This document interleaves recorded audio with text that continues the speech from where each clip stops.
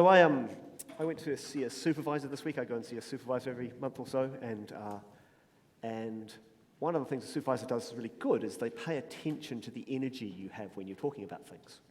And they'll notice, oh, you're really excited about this, and it can be a shock to you. So are there any people here who would have something that has irrationally excited them in the last week? Crusader, yeah? Samuel's play, yes? Yes? Oh, yeah, go on. I've just been going through the Bible project systematically, and it's loved the integrity of the Bible story through and through. It's just been someone else playing. Fantastic. Isabel? Two things. Merino hats, which are obsessed Merino hats, yep. with. And my chilies are still growing. Your chilies are still going. Wow. Mike may be excited about the hats, but maybe not the chilies. Yep. Can I guess for Chris? Does it start with L and end with O? So, would you like to tell us? The first leg of shopping in Christchurch opened yesterday, and I was there at 7 a.m. irrationally yesterday. Did you get a freebie bag? Was it worth it? Potentially. It's a very small goodie bag considering I waited 2.5 hours. Did you walk out with a lighter wallet? So that might happen. Look, this week's irrational pleasure for me, irrational spark of joy, is that through a connection with my brother, he put me on. I picked up a coffee machine. Well, I actually not picked it up because it weighs 35 kg. I've got this kind of semi-commercial domestic coffee machine I'm calling the Beast because it's big, and it actually does make a really good coffee, which is surprising given that I'm doing it, and I don't yet have a tamper for it. This was a roundabout way of thinking about the things that spark us. When I first became a Christian, I was told I needed to have a quiet time. It was a time reading the Bible, and so I did. And I tried all sorts of things looking for a spark, because actually just doing it by itself didn't seem to do it. Now, I know there's people here who do all sorts of things in their daily time of God. Some people use the published daily bread. Got a hand for daily bread, anyone? No? Oh, yeah, just a few. Yep, okay. What about Bible in 1 year? Fair number of Bible there. Lectio 365? Just a few for that. Any others that come to mind? Word for today? Bible project? What was that, Carolyn? Word for today? Turning point, Jeremiah. On renown, yep. Scripture Union. There's a whole bunch of resources from there. Historically, a whole bunch of Christians have said, and look, I'm doing this because it's really, all of these resources are really good, but we get in our routines, and sometimes it's good to mix it up. I imagine the Bible Project will be something that you do for a season, which I'm a huge fan, and it's what I love about the Bible Project is it's sound. They're very careful to say this is what the Bible is saying, and very careful not to say lots of other stuff that lots of other people would say. They're very careful about it, and I really appreciate talking with them for that. So a bunch of famous Christians through the years have said, well, Psalms is the prayer book of the church. Oh, by the way, prayer books are the other option. It's Anglican prayer book. I've got one for common prayer for ordinary radicals. They're quite nice things to zip into. But a bunch of famous Christians have said Psalms is the prayer book of the church. And they don't say it's easy to read the Psalms, but that if you do, it gets under your skin, because we tend to approach God full of ourselves. The things are important to us. We tend to approach God with our focuses. I'm really excited about this coffee machine. God, I'd like it to make good coffees. Eventually, I'd like my oldest brother, to approve of the coffees I make. That may not be possible, but and in the short term, I'd like to learn how to froth the milk so that I'm not embarrassed about it. But nonetheless, the Psalms rescues us from that. Psalms reflects a whole range of human experiences. All sorts of emotions crop up and are allowed. And they're communal. Most churches, liturgical churches, you would walk into and they'll be reading sections of Psalms together because they're not just a solo exercise. Then the last thing that I think Psalms does for us, they are not always easy. Sometimes it's like reading Shakespeare because it's not written in our time. It's got different interests to us. And I think if you are reading them regularly, they get under your skin. So there's songs for all seasons. This morning I thought we'd just spend some time having a look at a single psalm and see what it has to say to us, and go where it takes. Now, of interest, because I do confess that I am easily bored, and in some of my quiet times, that's what happens. Nothing happens. And so I try things, and there is a songwriting duo called, they go under the name of Poor Bishop Hooper. Okay, Poor Bishop Hooper, who have set out to write music for all of the psalms. And actually they've done quite a good job. Some of them not so much great, but so what I thought to do is we'd tick one psalm and see where it sends us. And the psalm we're going to pick, now, hear that music? That's going to really annoy you for a lot of the sermon, okay? Okay. We're going to have a look at this Psalm 30. And psalms, they were originally sung. And this is a psalm that the Jews would sing at Hanukkah. That there's a line just at the beginning of the psalm that talks about King David and the dedication of the temple, which lets the scholars, they go nuts about this because they don't think King David could have been there at the dedication of the temple. The temple isn't built till later. And there's all sorts of faffing around it. There's debates about whether it's temple or not. But it's a psalm that has thanksgiving in it. It has acknowledgement of things going desperately wrong. And it has thanksgiving, as a number of them do. So let's have a listen to Poor Bishop Hooper sing the first part. So maybe a tiny bit more volume for this, and apologies if this doesn't work beautifully. I will exalt you, Lord my God, for you alone have brought me up. You haven't made my enemy to triumph over me. There you go. I will exalt you, Lord my God, for you alone have brought me up. In the NRSV, it talks about drawn me up. So this is if you can imagine traveling in the desert, you come to a well, and there's water down there, there's probably rocks around the well, so you can't try and keep you and the animals from falling out, but there'll usually be a bucket and some rope. And so you drop the bucket down, try and move it around a bit so it gets some water, and then you draw it up. So this is the language of you have drawn me up. A lovely image of grace. And then how human is this? You didn't let my enemies rejoice over me.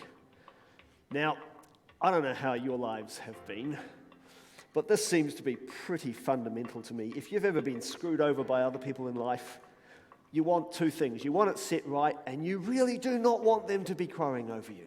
It just seems to be fundamental to us, unless you could be much more godly than me. So I want not just to be on the other side of suffering, but I don't want my enemies to be going, ha, he deserved that. Okay? Clear on that? Going to jump to the next bit. There's a little delay in this, so I can't quite get the timing right. I'll try it again. Thank you that your anger lasts only a moment. Thank you that your anger lasts only a moment, moment.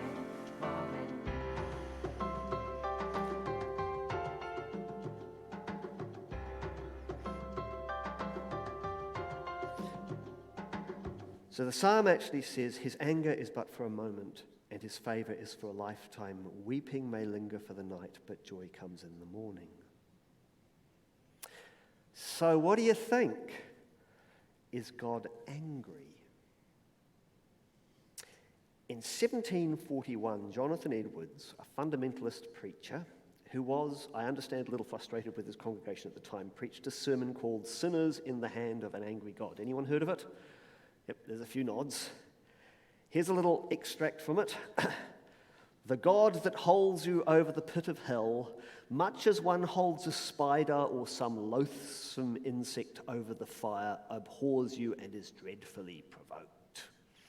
His wrath towards you burns like fire. He looks upon you as worthy of nothing else but to be cast into the fire. He is of purer eyes than to bear to have you in his sight. You are 10,000 times so abominable in his eyes as the most hateful, venomous serpent is in ours. Well, what do you reckon? He's not mincing words, is he? He's pretty strong. And apparently, this led people in the congregation to fall on the floor weeping and begging God for mercy. So it had a result, but is it true? Is it fair? Is God that kind of angry? Well, it's a little bit tricky talking about God in general because God is lots of things. Maybe the simplest thing is to take it in the world of Christianity. We tend to want to go to Jesus. What do we see when we look at Jesus? Because in Christian theology, it is the God revealed by Jesus. Last week I had a chat with someone who'd grown up with an image of a really angry God in church. The kind of Jesus that would, if he said, "Come to me," you'd think, "No, I don't want to clip around the ear hole." And actually, some of us have grown up with that. Sometimes it's come from how our fathers were, and then we've grown up to be fathers, and what do you do with that? God is not impassive. The opposite of anger is a sign that someone cares about something, right? So God is not indifferent about injustice or sin or brokenness or corporate systematic injustice and brokenness, but so the opposite of love isn't anger, it's indifference. I don't care. But still, what do we do? There are angry voices of God in the Old Testament and places where it's highly hard to see what's going on there. Again, our best window into the nature of God is to look at Jesus. How about Jesus? When is he angry? So, when do you think Jesus is angry? Wait, sorry, I do need this, I can jump to the appropriate thing. In the temple, absolutely. He goes into the temple where people are making money out of God and essentially excluding the poor, and he's cross. My house shall be called a house of prayer, but you are making it a den of robbers. And he turns over the tables and there's a big kerfuffle. Anywhere else where Jesus is angry? He is angry with injustice. Can you think of any occasions when you see that? Can you just see? That's interesting. He may well be. There are circumstances that are like that. He actually shows it in Mark. It comes up in Mark 3, where he's healed someone's withered hand, or is going to heal someone's withered hand, and the people around him are looking and saying, "But you can't do that on the Sabbath. You're breaking the rules of the Sabbath." And it says, so quite as early as Mark 3, it says Jesus was angry with them. Because what are they doing? They're interpreting the rules in a way that does someone over. Yep. Any other guesses? Leadership. Poor leadership. He is consistently, he's consistently harsh on the religious people particularly. Yep. Well, here's a couple that you may not have noticed. When people won't let children come to him, it says he was indignant. The language is he's cross about it. You should let them. Again, it's this exclusion thing. There's the one that I thought the people would come up quite early is when he curses a fig tree. You remember this? He goes out of Jerusalem. Jerusalem was supposed to accept him. And he walks up to this fig tree. There are no figs, and he curses it, and it withers. And then what that's associated with for me is then outside Jerusalem, he turns back towards Jerusalem and says, you missed it. You completely lost the plot. And for me, I read that as anger. And there's one last case which I'm actually quite pleased it can be read as anger. And that is the shortest verse in the Bible is? Yep. And actually, it can be equally translated as Jesus was furious. Pretty much no translation has the guts to do that because they're worried about the implications. But outside the tomb, Jesus, the language is of very, very strong emotion. So it could be anger or it could be tears. And actually, if you've ever known someone who's died, and most of us have, you can count on both, can't you? They kind of go together. So Jesus is not without emotion. It's not that he never gets angry. But is he seething with anger? Do you know how when someone's really angry? No, I'm sure no one else here has had this, but there was an occasion in Invercargill when I was driving the car and someone cut me off, and I was cross about it, and my daughter said to me, "Do you get road rage, Dad?" And I was pinned. Now, the truth was, I was cross about other things. And sometimes we're carrying this. And the person cutting me off wasn't a big deal, but it was the thing that provoked it. Is God like that? Well, you could not say that from the Gospels. Does the dad of the prodigal son say, "Stuff him, he needs to suffer more"? No.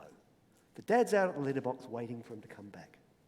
Jesus is not seething, holding back his anger. He gets angry on occasion when provoked. And the Gospels are far more interested in his love. Far more interested in the love of God. The Bible does not ever tell us that hate will conquer or that nothing will separate us from the anger of God. Okay? It doesn't. It says nothing will separate us from the love of God in Christ Jesus. Its focus is somewhere else. So God may get angry, but not forever. It's not God's default.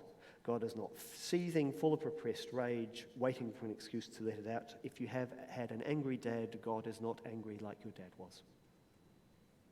Sorry that you had to live with that. God is not prone to road rage. Sorry, Jonathan Edwards, I know apparently you brought lots of people to God, but I think that sermon you got wrong. And one of the saddest things for us is that sermon, the text of that sermon is actually, if you're an American school kid, you will have read that as part of your English studies. And that might tell us something about America's really conflicted American relationship with Christianity.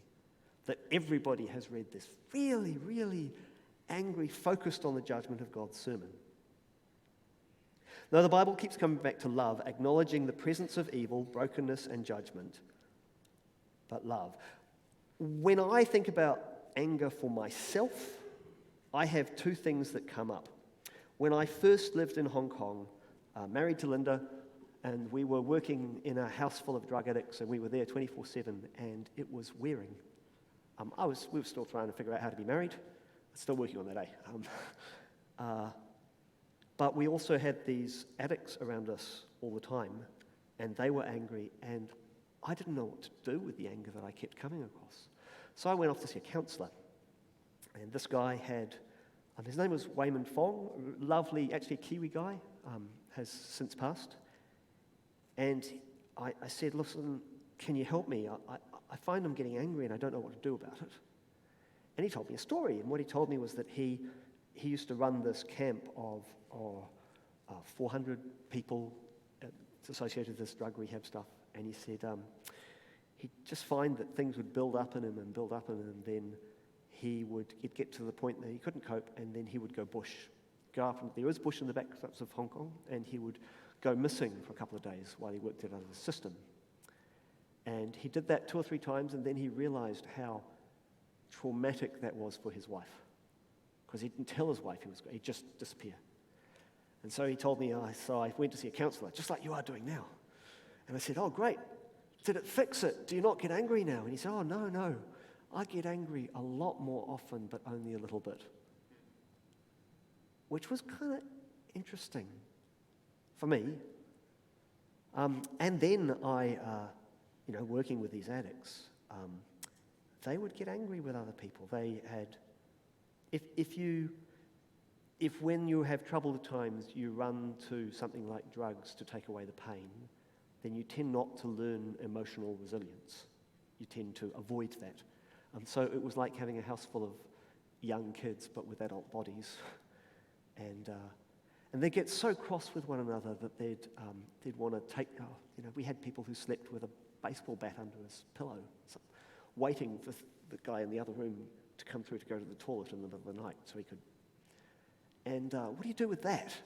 Well, the Bible talks about, in Matthew 18, about keeping accounts short. If you've got a problem with someone, go and talk to that person.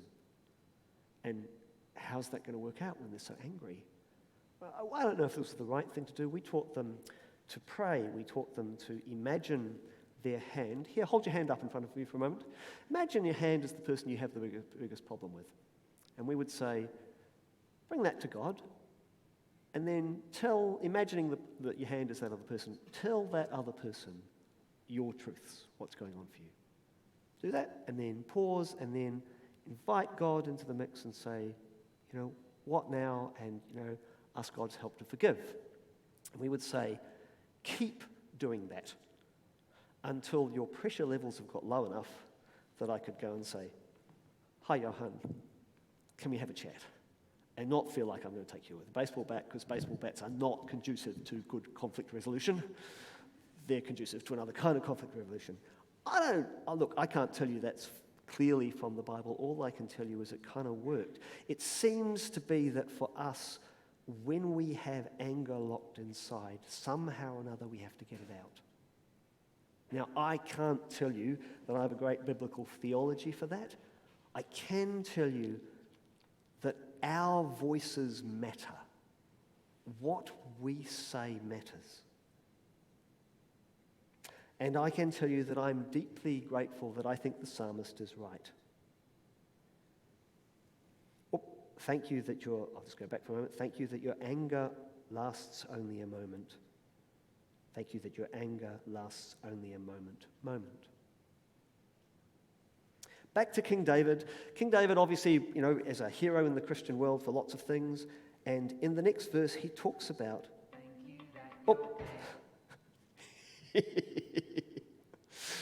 He talks about, when I cried, you healed all my sicknesses and brought me from the pit of death. You spared me from my rightful place. So sing all you of faith. There probably was music for that, doesn't matter. And back to thank you that your anger lasts only a moment. Well, when did this happen to him? We don't really know, but there's, back on the anger thing, there's one really distressing incident that happens in David's life. When he's king and in charge, he decides to take a census. Now, back in those days, you took a census to prove how powerful you were. It told you how many people you could enlist into the army. You took a census on the verge of going to war. You needed to know how many troops can I field, that kind of stuff. When he goes to do this, his advisors, the people around him, say, don't do this. Why would you need to do this? There's no need to do this. So probably an ego exercise. And sometime later, this is in 1 Samuel 24, he falls on his knees and asks God's forgiveness. And a prophet comes to him and says, your God's a bit narked about this. You got three choices. You can be hounded, you can be kind of hounded for 3 months, you can have a famine for 3 years, or you can have a pandemic, you can have plague kind of stuff for, I think it's 3 days, and he chooses the plague. And it's pretty horrible, really. It kills, I think, 60,000 people. I'm not certain about the numbers now, I should be. And so back on the other side of this, you have, oh God, I cried for you for help. He's on the other side of suffering. And when he tells the story in Psalm 30, the reason people look to it, they say, as for me, I said, in my prosperity, I will never be moved. By your favor, O Lord, you established me as a strong mountain. Then you hid your face, and I was dismayed.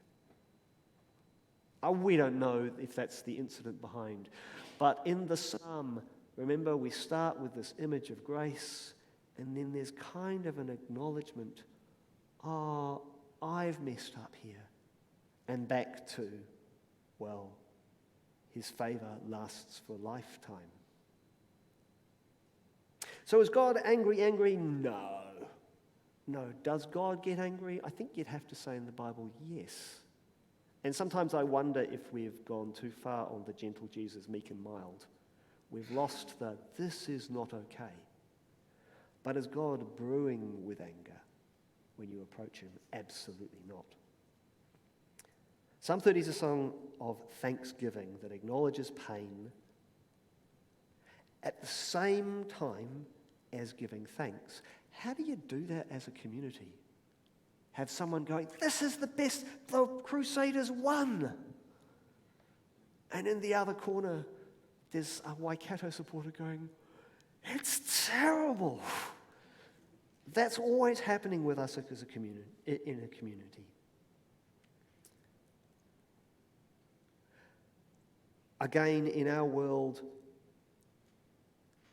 we are right to feel nervous about anger. We are right to not want to grow in that, but maybe wrong a little bit to always hide it.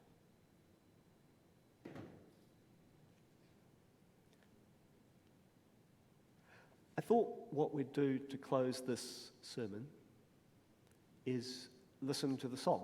All of the song, it's pretty much all taken from Psalm 30. I wonder if it's worth you reflecting, us reflecting, both on the anger that lasts only for a moment, the places where, actually, I've really tried to do this my way. And then coming back, in the arc at the end is that there will be joy in the morning, though weeping may spend the night. And if we do this, while we do this, could I ask the team to come up? Because we'll follow up after that.